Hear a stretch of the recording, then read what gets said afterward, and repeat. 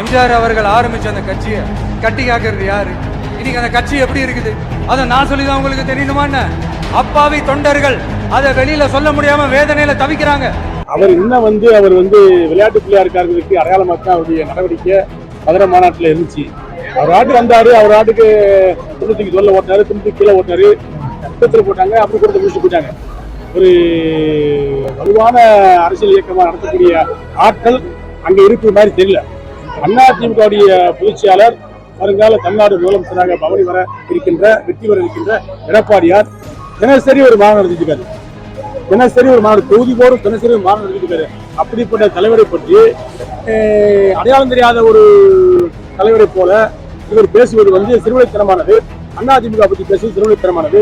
அதிமுக 52 ஆண்டுகள் களம் பயின்று 30 ஆண்டுகள் தமிழ்நாட்டை ஆண்ட கட்சி.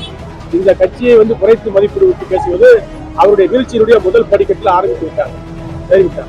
இன்னும் அவருக்கு மிகப்பெரிய எந்த ஒரு வெற்றியும் கிடைக்கக்கூடிய வாய்ப்பு அவருடைய பேச்சில் தெரியவில்லை. புரட்சித் தலைவர் எம்ஜிஆருக்கு பின்னாடி இப்படித்தான் பேசினார்கள்.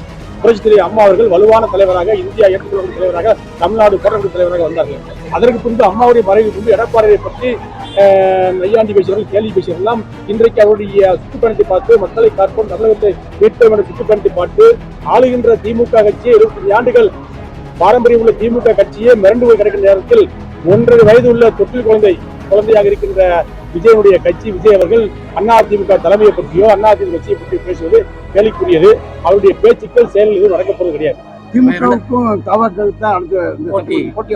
சொல்லிக்கலாம், எங்களை எதிர்த்து யாருமே போட்டியே இல்லைன்னு சொல்லிட்டுலாம் அப்படி கூட சொல்லலாம். அவரு அதெல்லாம் களத்தில் நிச்சயம் இப்படி பேசுறவங்க ரொம்ப பேர் நாங்க பார்த்தோம்.